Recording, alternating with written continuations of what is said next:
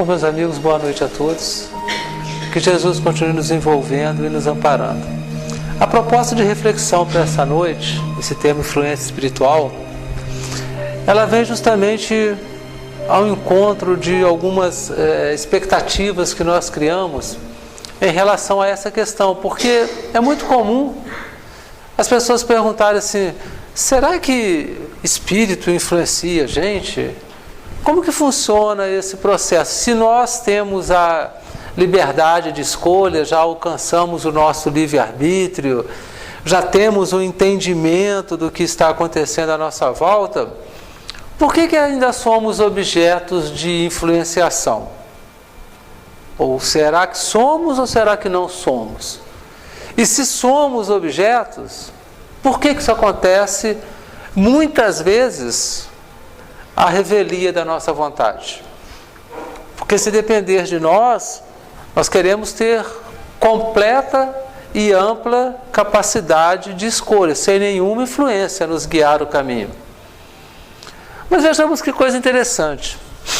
Quando nós assistimos um telejornal e ali ouvimos uma entrevista, uma reportagem, nós estamos construindo o entendimento de algo que alguém está nos passando segundo a perspectiva de quem está reportando aquela situação para nós. Então, de alguma forma, nós estamos sendo influenciados. Influenciado pela percepção daquela pessoa que transmite a mensagem de acordo com o seu entendimento. Algum tempo atrás, um mês e pouco atrás, recebi um post no Face de alguém comparando a mesma notícia dada por 3 emissoras de televisão diferentes. Cada uma fez um recorte diferente do fato e entregou para o seu público uma versão daquilo que ela queria. E se for um público cativo, só vai ter aquela percepção. Então, de alguma forma, a opinião dele foi influenciada. Se isso acontece entre nós encarnados, existe a possibilidade de acontecer de que alguém que já tenha desencarnado exerceu uma influência sobre nós? E Kardec, ele vai tratar desse assunto no Livro dos Espíritos, lá na segunda parte, quando ele vai falar do mundo espírita ou mundo dos espíritos. E lá ele vai ajudar o leitor a construir o entendimento. A beleza da obra está justamente nessa formação pedagógica de Kardec, que vai a cada pergunta conduzindo, construindo junto com o leitor o entendimento. Então, na questão 456, ele vai perguntar: os espíritos veem tudo que nós fazemos? Porque essa é uma questão muito abundante também, que popula o nosso imaginário. Será que eu estou sozinho? Será que em algum momento da minha existência eu estou sozinho? Ou os espíritos estão vendo o que nós fazemos? A resposta é: podem ver, pois que constantemente vos rodeiam. Cada um, ou seja, cada espírito, porém, só vê aquilo que dá atenção, não se ocupam com o que lhes é indiferente. E é exatamente o que nós fazemos. Nós assistimos todos os canais da televisão? Não. Nós escolhemos por afinidade. Eu gosto mais de esporte, eu vou assinar um pacote extra de esporte, porque eu não vivo sem esporte. O outro gosta de filme, então tem uma tendência a ficar mais tempo. Algum quer ver programa de culinária, de reforma de casa. Existem preferências. E é por isso que essa resposta começa com: podem ver. Por quê? Kardec está colocando já de uma forma muito sutil para o leitor algo que vai ser determinante nessa influência espiritual, que é a lei de afinidade e sintonia. Então, em estabelecendo afinidade, vai se determinar um grupo e eles vão compartilhar as suas impressões, independente se este grupo for composto de pessoas encarnadas ou desencarnadas, de vivos ou mortos, não importa. Então eles vão ver de acordo com a sintonia. E aí a coisa começa a ficar séria para o nosso lado. Qual é o meio que nós estabelecemos para o nosso convívio? O que nós escolhemos? Qual tipo de programação eu assisto na televisão? Porque em função das escolhas que eu faço, eu vou atrair determinado grupo de espírito. Isso chama livre-arbítrio. Eu começo a escolher no momento que eu opto por determinado grupo ou outro. Então a responsabilidade já começa a ser direcionada para o leitor. Na questão seguinte, na 457, Kardec dá mais um passo. Então na 456 ele perguntou se os espíritos podem ver. Na 457 ele pergunta se os espíritos podem conhecer os nossos pensamentos mais secretos.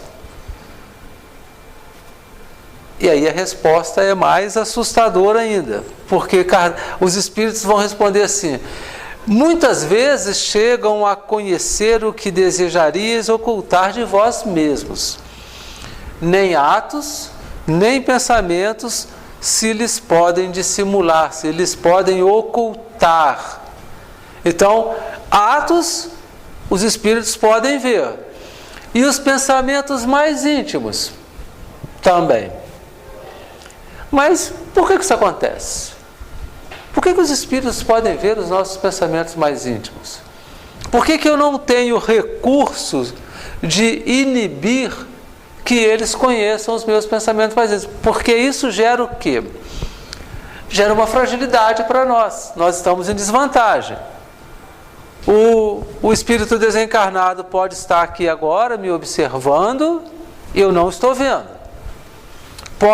Podem estar fazendo uma leitura dos meus pensamentos mais íntimos, conhecendo as minhas fraquezas, vamos dizer assim, e eu não estou sabendo da história. Como que a gente vai lidar com essa situação? Porque a influência espiritual começa nesse momento.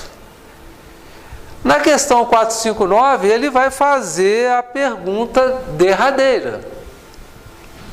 Influi os espíritos em nossos pensamentos e em nossos atos? Então ele foi construindo com o leitor um entendimento do assunto para depois entrar com essa questão.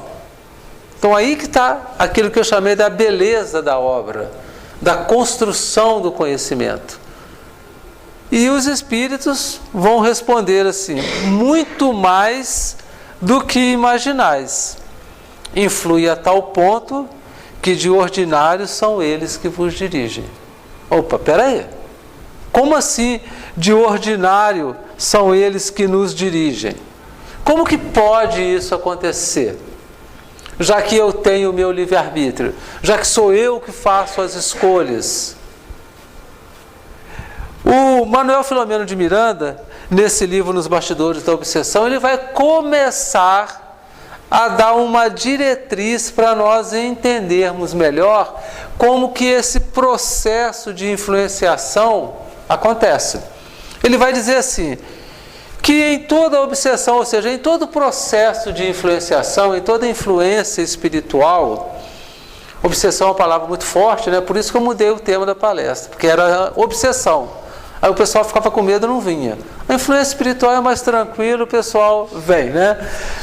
Então, em toda influência espiritual, mesmo nos casos mais simples, que a gente vai tratar daqui a pouco, o encarnado, ou seja, aquele que é objeto da influência, conduz em si mesmo os fatores predisponentes e preponderantes que facultam a alienação, ou seja, fatores que já pré-existe, que já me predispõe a determinada situação, ou seja, fatores que eu construí ao longo do tempo e hoje fazem parte da minha personalidade, e outros fatores que são marcantes em mim.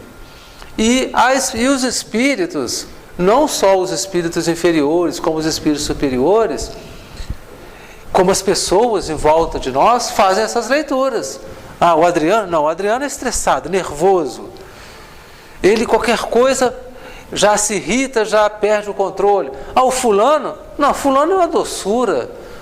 Tem sangue de barata, você pode falar o que quiser, que para ele está tudo muito bem. Então a gente conhece as pessoas. A gente aprende a lidar com as pessoas em função desses fatores. Então a gente sabe o que a gente pode falar, o que o outro gosta, que não gosta. Ah, se deixar o copo sujo em cima da mesa, o fulano é motivo de briga. Já o outro não está nem aí se a pia está cheia de vasilha, se não está preocupado com outras coisas. Então, se isso já acontece entre nós, que fazemos uma leitura muito superficial do outro, porque nós não temos recursos para fazer uma leitura mais aprofundada, o que dirá com os espíritos desencarnados que têm essa condição de fazer uma leitura mais aprofundada? Então, Manuel Filomeno vai relacionar algumas coisas. Ele vai falar de tendências instintivas, ou seja, construções que nós fazemos durante todo o processo evolutivo, que são marcantes em nós. Vai falar de lesões perispirituais, porque entre o espírito e o corpo físico tem uma camada que faz essa interface, porque o espírito por si só ele não atua sobre a matéria. Então ele precisa dessa camada chama perispírito. E o perispírito ele é muito sensível. É como se fosse uma massinha de modelar, que a gente vai apertando, vai, né? No meu tempo de pré-escola tinha aquelas massinhas que a gente comprava, é triste falar isso, né? Aquela caixinha de papel que a gente comprava que vinha com aqueles tubinhos de massa e a gente modelava aquilo com muita facilidade. Então o perispírito ele é modelado pelo pensamento. Então quando o pensamento produz algo inadequado, ele gera uma lesão no perispírito. E essa lesão é identificada por esses amigos espirituais que fazem uma leitura. Tem as imperfeições morais que todos nós carregamos, tem a nossa estrutura psicológica atual, que é o produto do meio no qual nós nos desenvolvemos nessa encarnação, que gera os nossos traumas, que todos nós temos em abundância. Uns lidam melhor, outros lidam pior com esses traumas, mas nós temos. E tem a educação familiar e a influência do meio. Então esses fatores vão nos predispor de forma mais evidente ou não à influência espiritual em função da forma como nós lidamos com eles. Tudo bem até agora? E então lá na Gênesis, Kardec ele vai dizer assim, a respeito do pensamento. Criando imagens fluídicas. Então, quando a gente pensa em algo, a gente cria uma imagem daquilo. Isso determina, vai formar o que nós chamamos de psicosfera espiritual. Como que o plano espiritual lê aquilo que nós somos. Tá? O pensamento se reflete no envoltório perispirítico. Então a gente pensa, como esse corpo que é o perispírito é muito maleável, o pensamento vai refletir nele. Toma nele corpo e aí, de certo modo, se fotografa. Então fica gravado no perispírito aquilo que nós pensamos. Por isso que em resposta à questão 457, quando Kardec pergunta se os espíritos podem conhecer os nossos pensamentos mais íntimos, podem, porque eles fazem uma leitura do perispírito, o que nós encarnados não conseguimos fazer. Algumas pessoas até têm essa competência, essa habilidade, né? É uma mediunidade no caso, de ver esse perispírito, de fazer a leitura. mas a maioria de nós não faz. Mas eles fazem. Então, fazendo essa leitura, eles identificam, o Adriano é assim, assado, tem essa fragilidade, tem essa tendência, então nós vamos atuar nesse ponto. Mas aí eles estão levando vantagem nessa brincadeira, né? Eles veem tudo, podem tudo, e nós? Como que nós ficamos nessa situação? Mas vocês recordam como que começa a resposta da questão 456? Quando Kardec pergunta se os espíritos podem ver aquilo que fazemos, qual que é a resposta? O inicinho. Podem ver, desde que eu estabeleça a sintonia. E no slide anterior, o que o Manuel Filomeno começa dizendo? Que o obsessor, a obsessão se processa a partir das aberturas que o obsidiado dá. Então depende de mim. E continuando, ele vai dizer assim: embora o corpo material se lhe conserve impassível, eu olho daqui, está tudo normal. Mas a espiritualidade vê diferente. Ele diz assim: seu corpo fluídico é posto em ação pelo pensamento e reproduz todos os matizes do pensamento, deste último.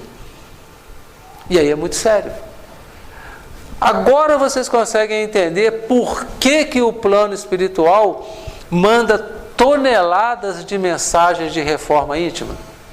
É por causa disso.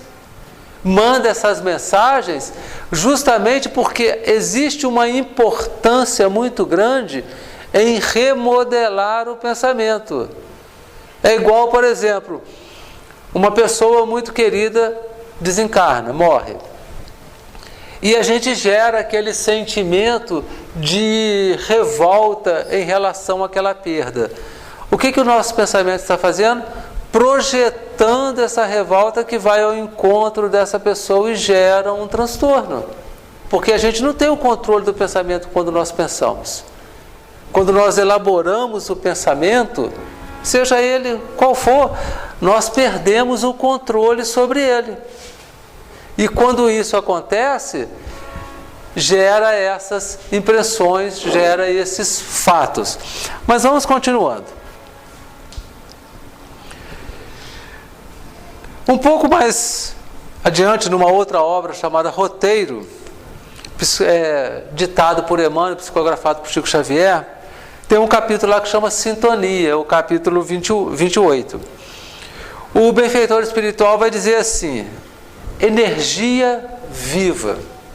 O pensamento desloca em torno de nós forças sutis, construindo paisagens ou formas e criando centros magnéticos ou ondas, com as quais emitimos a nossa atuação ou recebemos a atuação dos outros. E aqui a coisa começa a ficar séria com relação a essa questão da influência espiritual.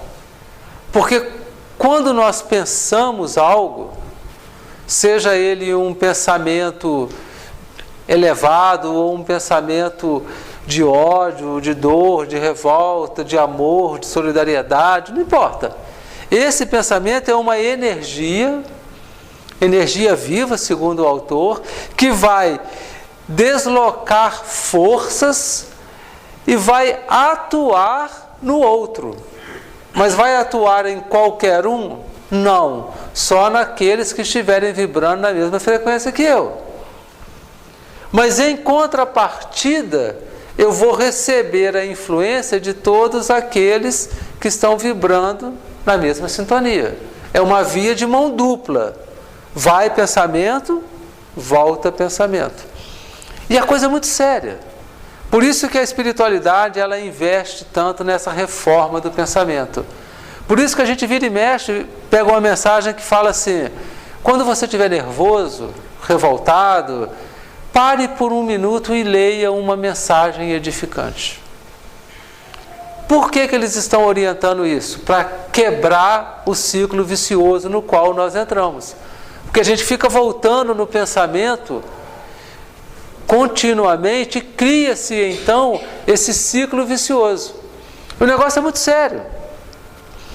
Só para ilustrar, não é nada absurdo e é algo muito comum de acontecer, possível de ocorrer. Nós estamos no trânsito, dirigindo o nosso carro. Claro que nenhum de nós passa raiva no trânsito, né? Claro que não. A gente leva uma fechada, mas daquelas caprichadas. E o indivíduo ainda reclama com a gente. A gente passa no nosso pensamento assim, nossa, se eu tivesse uma arma aqui agora, eu dava um tiro nesse cara. Porque ele não pode fazer isso. Isso é um absurdo. Mas nós somos espíritas. A gente fala assim, não. Sou espírita, não, vou procurar pensar em outra coisa. Mas o que aconteceu aqui? Eu construí um pensamento, elaborei um pensamento, esse pensamento foi ao encontro do outro, foi na direção do outro, e aí eu perco o controle dele. Ele já não me pertence mais. Ele é uma energia viva que desloca forças em torno de nós e constrói formas ou paisagens que vão se propagando no espaço. Esse pensamento se propaga e ele encontra uma cena ali na frente. A cena é assim. Tem uma pessoa, ela está sendo alvo de um assalto. O assaltante está com a arma em punho, mais estressado do que a pessoa que está sendo assaltada, porque ali é um estresse muito grande para as duas partes. Ele está com o dedo no gatilho, puxa, não puxa, puxa, não puxa. O gatilho, o meu pensamento chega. Se eu tivesse uma arma, eu atirava. É o que faltava para ele disparar a arma. Ah, mas Adriano, você está sendo supervalorizando a coisa, não é assim que funciona. Não? Vocês acham que não é assim que funciona? Isso chama influência espiritual. Ah, mas influência espiritual não é só do lado de lá para o lado de cá, não? Não é só do lado de lá para o lado de cá, não. Porque a espiritualidade, os amigos espirituais, os estudiosos do tema, deixa claro que o pensamento é uma energia viva e que com os quais emitimos a nossa ação ou sofremos a ação do outro. Ah, mas eu ainda não estou educado o suficiente para não passar raiva no trânsito, para não pensar isso.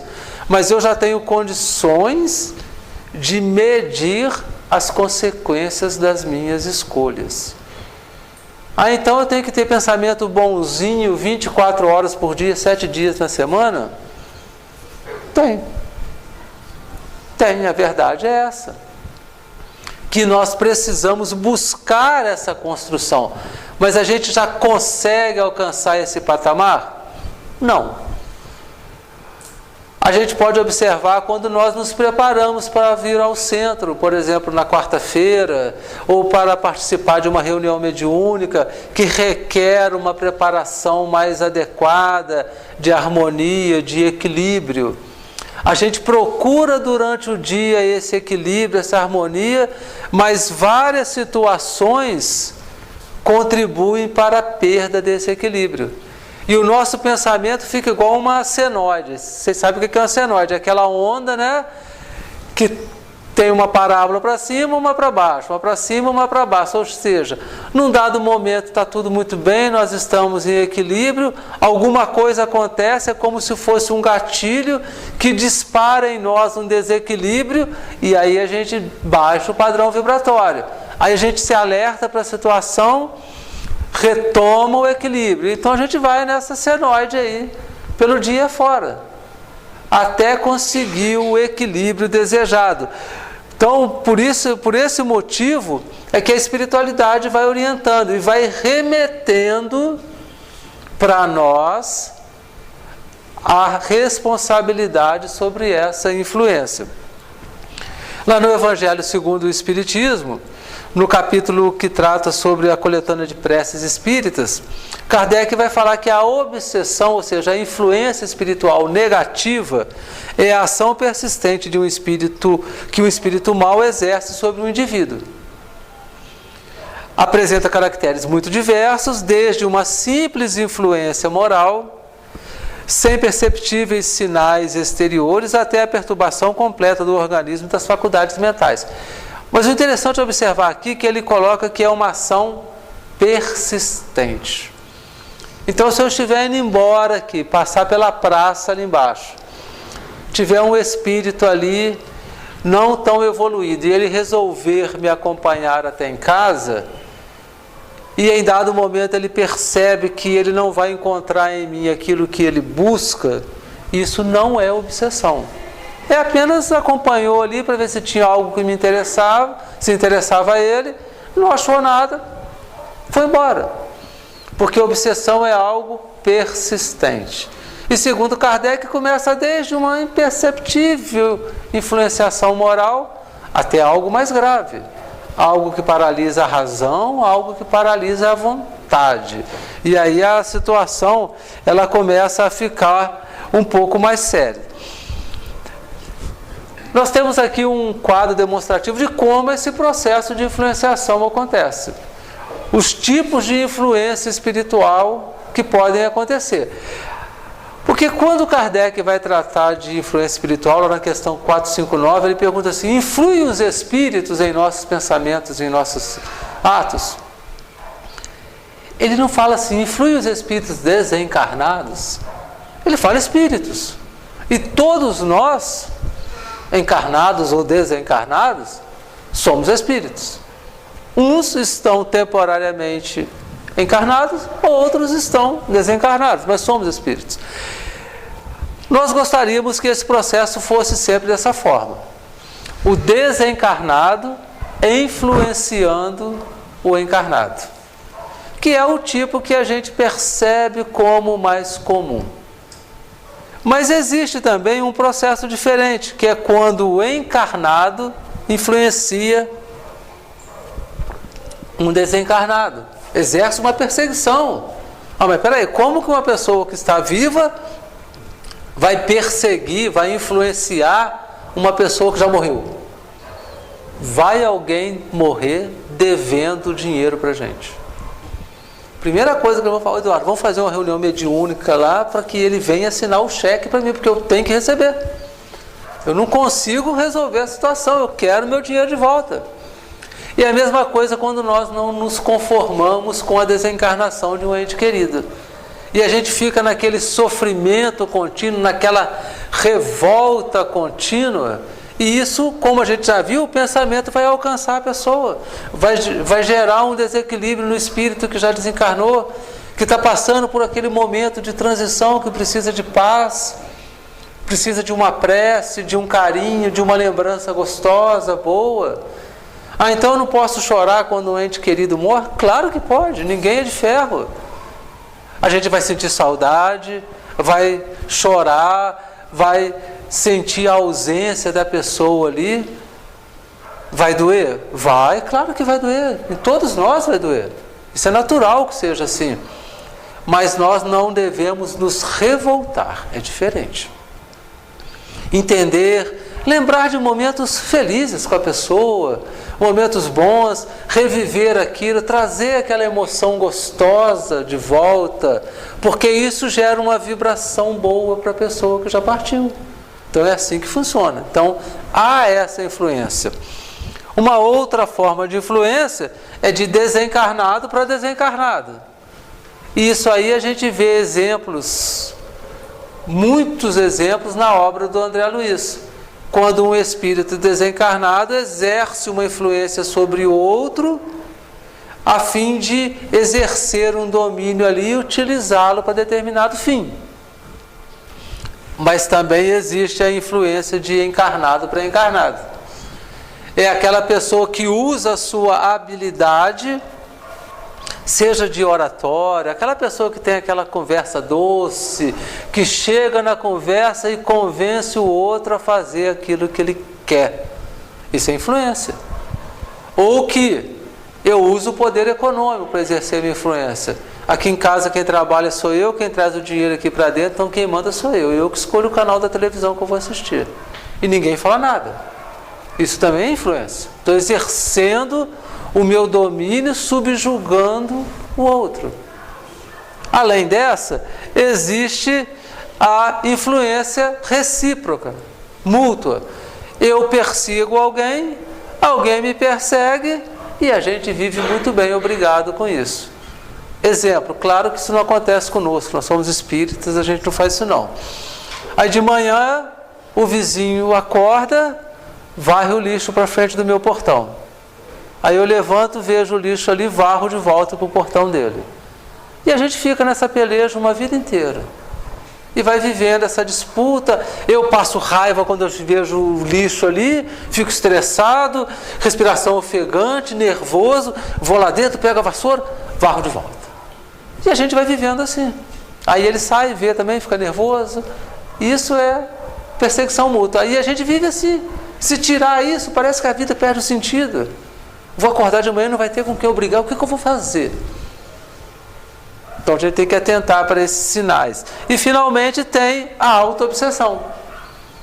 Quando eu me coloco numa posição de vítima do sistema, alimento essa posição de vítima a fim de que as pessoas em volta mobilizem recursos para me tirar dessa posição e eu não quero sair. Tá? Eu conheci um caso muito interessante de uma pessoa que tinha uma úlcera na perna. E aquilo ali a família vivia para cuidar daquele ferimento. Aí levava a pessoa no médico, fazia cirurgia, fazia enxerto, a pessoa ia tomando os medicamentos, ia tratando, ia fazendo os curativos. Quando estava quase sarando, a pessoa parava de tratar. Porque quando estava quase sarando, a família já não dava muita atenção, porque já estava cicatrizando, já estava quase bom. Então as pessoas iam cuidando das suas coisas. Aí a pessoa deixava o ferimento voltar, para voltar a ser alvo da atenção. Isso é auto-obsessão. Nós estamos gerando sofrimento para nós mesmos a fim de que os outros fiquem em torno de nós. Nós nos colocamos como vítima. Então a gente precisa atentar para isso tudo aqui, porque a influência espiritual é isso tudo aqui. Quisera eu fosse só de desencarnado para encarnado, que ia ficar até mais simples para a gente tratar, mas não é. É isso tudo aqui. Então a gente precisa atentar bem para isso. E quais seriam as gradações que Kardec fala lá no Evangelho? Primeiro, uma influenciação moral quase imperceptível, que é a obsessão simples. É uma influência negativa de um espírito sobre o outro de forma duradoura. Nesse ponto aqui, nesse primeiro estágio, a gente resolve sozinho. Tá? A gente tem condição de resolver isso. Como funciona? Vou dar um exemplo. Nós estamos lá no café, na empresa na qual nós trabalhamos, numa rodinha de colegas de trabalho, e um colega faz um comentário maldoso de um outro que não está lá no momento. Aí eu chego na minha sala e propago o comentário para as outras pessoas, porque eu achei engraçadinho, foi uma piadinha maldosa, todo mundo riu, e vou divulgando isso. É assim que funciona. Então o espírito vem, manda uma ideia. Eu posso impedir que alguém traga uma ideia até mim? Não, porque sugerir algo, mandar um pensamento, não é escolha minha, é escolha do outro. Eu não intervenho nisso. Então algumas coisas eu controlo. Quais? As que dependem de mim. As informações, as ações, as escolhas que dependem dos outros, eu não controlo. Eu gostaria que todos vocês aqui agora estivessem prestando toda a atenção na palestra de hoje, mas eu controlo isso? Não. Quantas vezes o nosso pensamento já foi lá fora, já foi em outro lugar, já buscou outra coisa, e a gente deu uma escapadela daqui, voltou. Ninguém controla isso. Mas eu controlo o que eu faço com o pensamento que chega até mim. Aí já é problema meu. Por isso que a espiritualidade remete para o objeto da influenciação, perpetuar ou não a influenciação. Então nesse ponto eu resolvo. Quando chega nesse ponto aqui, que é a fascinação, que é a ilusão produzida pela ação direta de um espírito sobre o pensamento, ele paralisa o raciocínio, aí eu já não resolvo sozinho. Eu preciso de ajuda. Eu preciso participar de uma reunião, tomar um passe, ir para um grupo de estudo. Para quê? Para mudar o padrão vibratório, para construir outros padrões e escapar disso. Aí eu preciso de ajuda externa. E na subjugação também. Eu preciso de ajuda. Por quê? É uma constrição que paralisa a vontade daquele que a sofre e o faz agir a seu malgrado. Eu sei que eu não devo fazer alguma coisa, mas eu faço.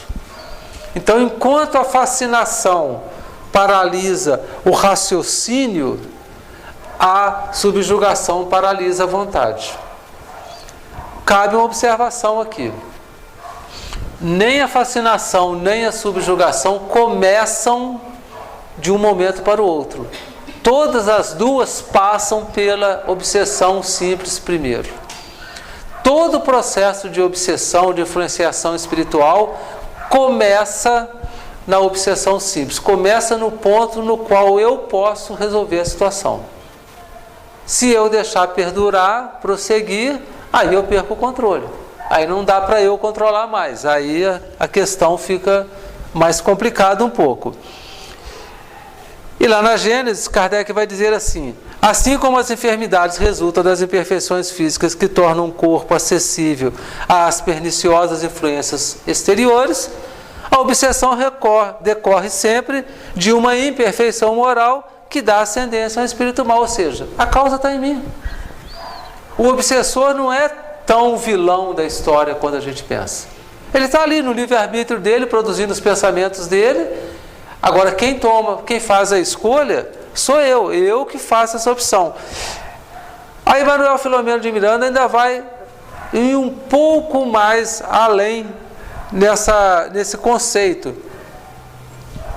Ele vai dizer assim: justapondo-se sutilmente cérebro a cérebro, mente a mente, vontade dominante sobre vontade que se deixa dominar, órgão a órgão, através do perispírito pelo qual se identifica com o encarnado, a cada sessão feita pelo hospedeiro, mais coercitiva se faz a presença do hóspede, que se transforma em parasita insidioso.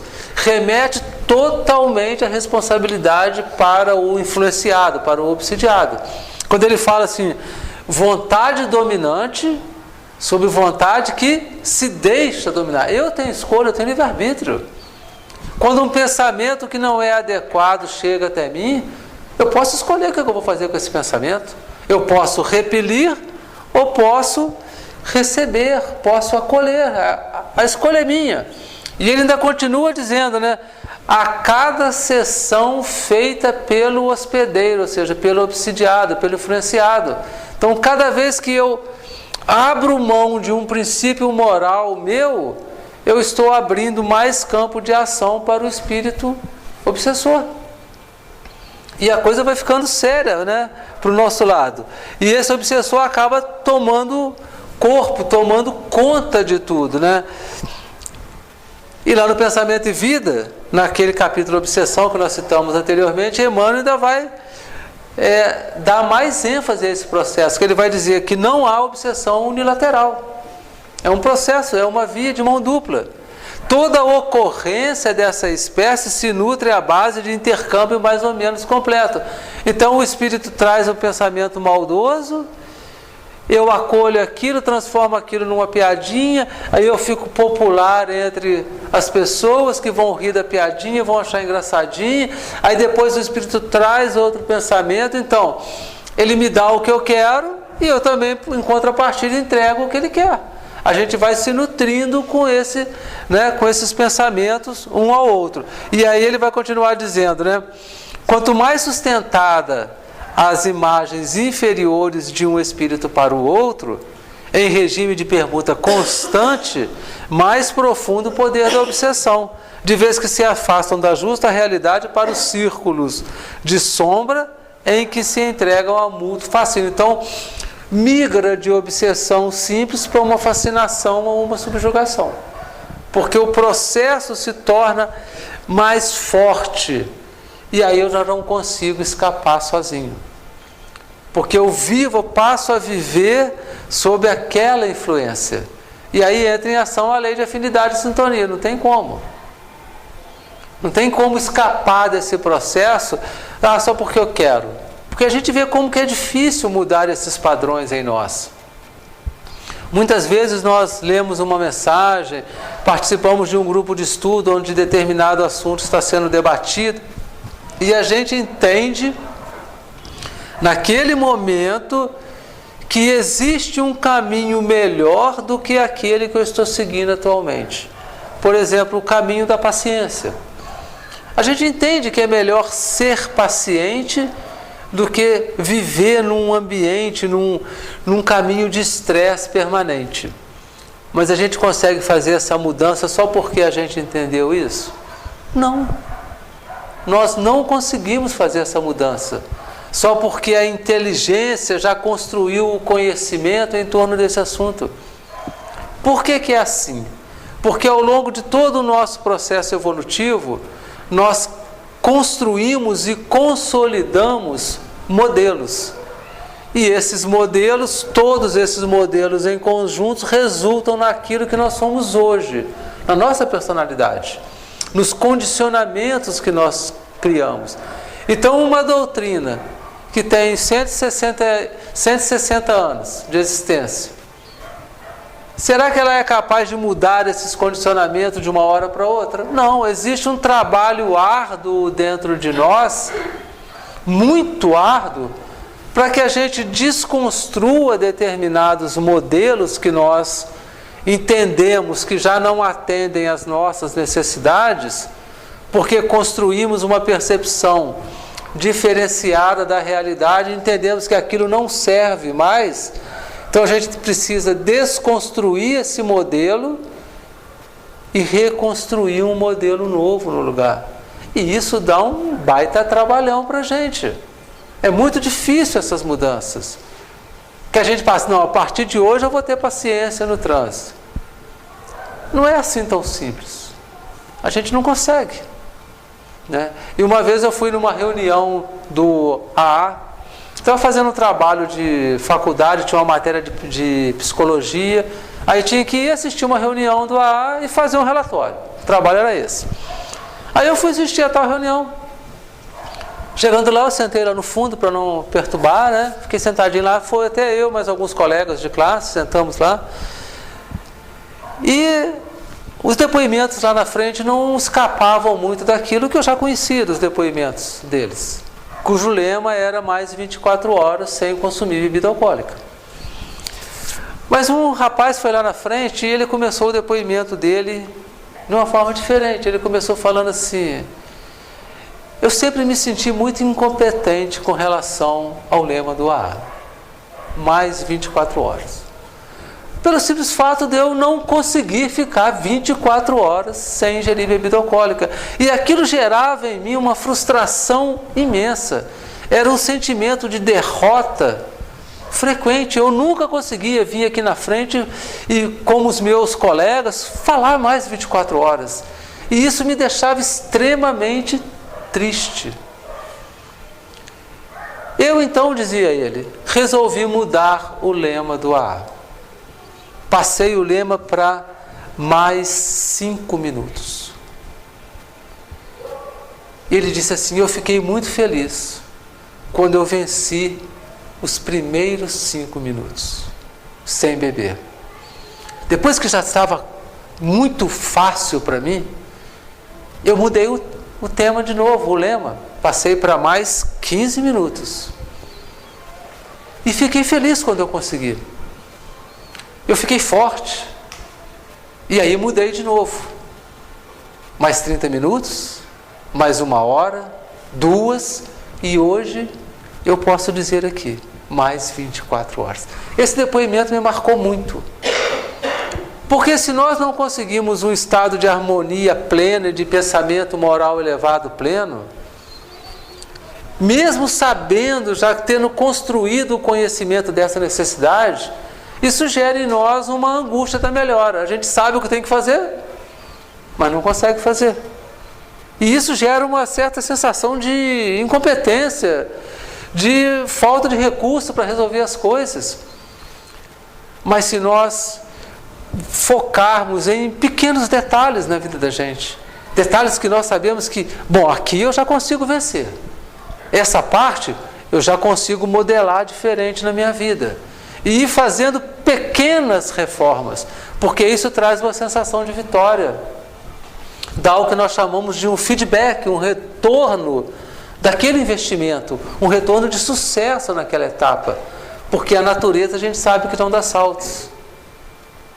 Então, se a gente conseguir estabelecer no trânsito, por exemplo, mais uma esquina sem passar raiva, Então eu tenho que, no meu trabalho, eu tenho que passar por 50 cruzamentos até chegar lá. Então se eu conseguir ir pelo menos até o próximo cruzamento, sem passar raiva no trânsito, é uma vitória. Até que um dia a gente vai e volta para o trabalho sem estresse nenhum. E vai conseguindo aos poucos essa melhora. E é isso que a gente precisa fazer para estabelecer novos vínculos, para quebrar essa influência que nos remete a um ambiente do qual nós não conseguimos escapar. Então nós temos essa possibilidade de construir essa solução. E qual que seria o nosso comportamento perante aquele que nos influencia negativamente? Perante aquele que é o nosso obsessor? Aí Manuel Filomeno vai orientar da seguinte forma: firmado no ideal sublime com que o Espiritismo honra os seus dias, alce-se ao amor, trabalhando infatigavelmente pelo bem de todos, com o coração no socorro e a mente em Jesus. Então vai trabalhar. Estabeleça o amor na sua vida e trabalhe com o coração naquilo que você está fazendo. Não é para simplesmente se desincumbir de uma tarefa, mas faça a tarefa com amor. Tem que ser no centro espírita? Não. Tem que ser no dia a dia da vida da gente. Se no meu trabalho eu tenho a tarefa de chegar e fazer determinada coisa, faz com amor. Ah, mas sobra tudo para mim, o cara da mesa do lado não faz nada? Faz a sua tarefa, o que te compete. E pronto. É essa a dica aqui. E ele ainda continua dizendo assim: comungando com as esferas mais altas, onde você sorverá forças para vencer todas as agressões de que for vítima, e sentirá que, orando e ajudando, a paz continuará com você. Olha que interessante, né? Ele fala assim: orando e ajudando, a paz continuará com você. Ele não fala assim: orando e ajudando, a sua vida vai virar um mar de rosas. A paz vai continuar com você. As pessoas podem estar se acabando em torno. O ambiente pode estar horrível no seu trabalho, mas orando, ajudando, buscando as esferas superiores, você vai estar em paz. E é isso que importa. Porque o outro é problema do outro. Nós não controlamos o outro. A gente tem que aprender isso e criar essa consciência. Eu controlo a mim, não o outro. As escolhas do outro. Se o outro quer sair no horário de trabalho, se o outro não quer fazer atividade, se o outro quer ser grosseiro no trânsito, quer levar vantagem, furar a fila, isso é problema do outro. Eu tenho que ficar em paz. Eu não tenho que controlar tudo. Não existe um lexotan espiritual que é espalhado assim, todo mundo fica calminho. Não existe isso. A questão aqui sou eu. Somos cada um de nós. O foco aqui é bem individual mesmo. Então focar em você.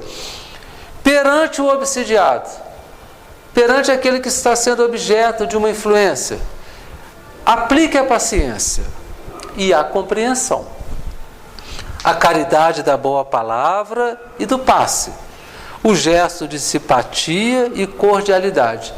Vamos desenvolver essa empatia pelo outro que passa por um processo desse.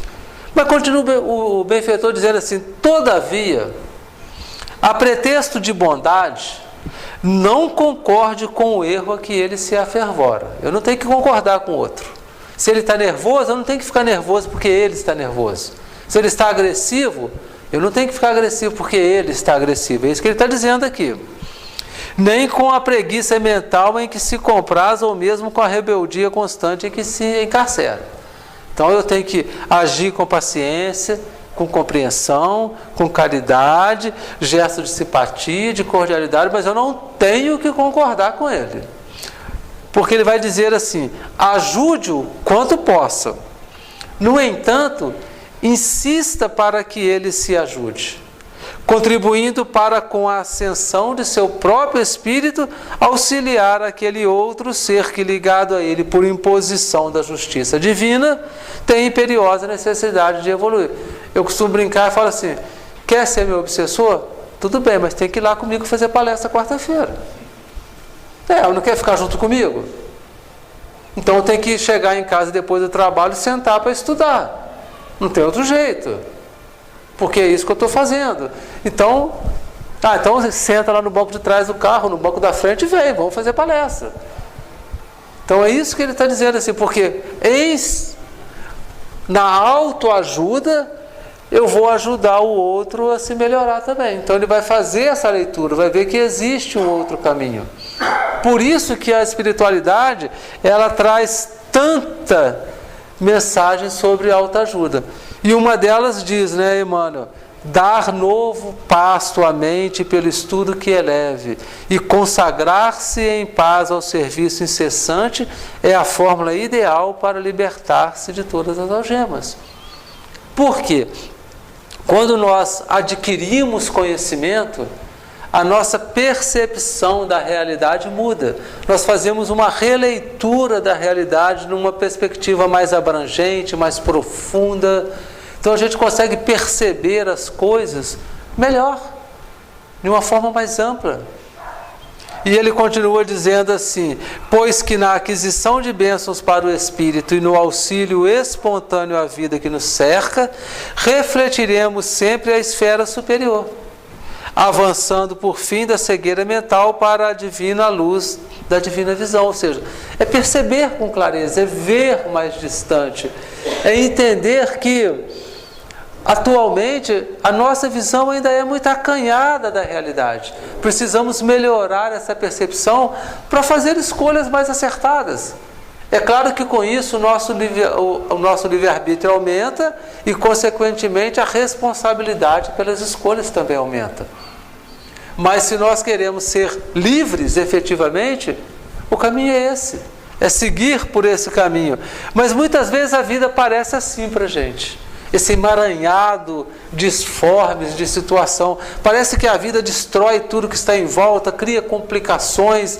E nessa rápida visão sobre esse processo de influência espiritual, parece que nós somos as personagens mais frágeis nesse processo. Parece que não tem saída, porque tudo, né, vai conjugando as ações para facilitar a vida daquele que quer exercer uma influência negativa, e a gente acaba sendo objeto dessa influência, que por ordinário são eles que nos dirigem.